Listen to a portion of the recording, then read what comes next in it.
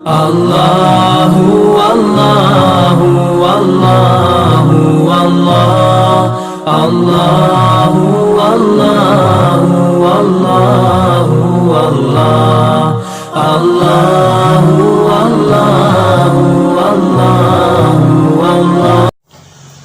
آقا کریم صلی اللہ علیہ وآلہ وسلم تشریف فرما تھے. ایک بڑھیا آئی، اس نے حضور صلی اللہ علیہ وآلہ وسلم کو اشارہ کر کے بلایا. آقا کریم دروازے پہ بات سننے کے لیے چلے گئے.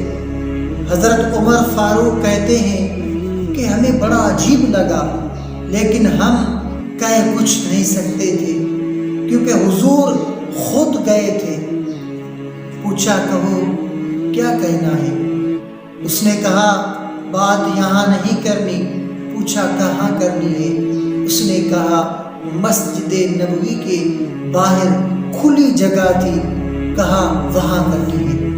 آقا کریم صلی اللہ علیہ وآلہ وسلم وہاں چلے گئے. وہ سنا رہی ہے، حضور صلی اللہ علیہ وآلہ وسلم سن رہے ہیں. 1 گھنٹہ 2 گھنٹے گھنٹوں لگ گئے.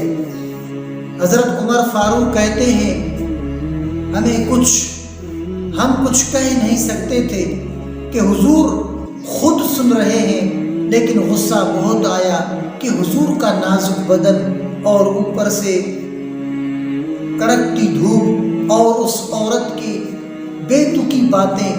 جب وہ تھک کے خود جانے لگی تو ہم نے عرض کی بندہ نواز، اس عورت کا توازن عقلی ٹھیک نہیں ہے، اور پورے مدینے میں کوئی شخص اس کی بات سننے کو تیار نہیں ہے.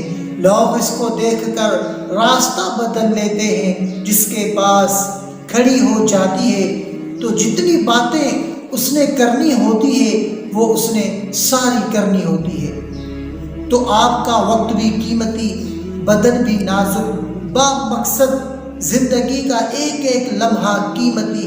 حضور صلی اللہ علیہ وآلہ وسلم نے فرمایا عمر، پورے مدینے میں اس بیچاری کی کوئی بھی نہیں سنتا، اگر میں بھی نہ سنوں گا تو کون سنے گا؟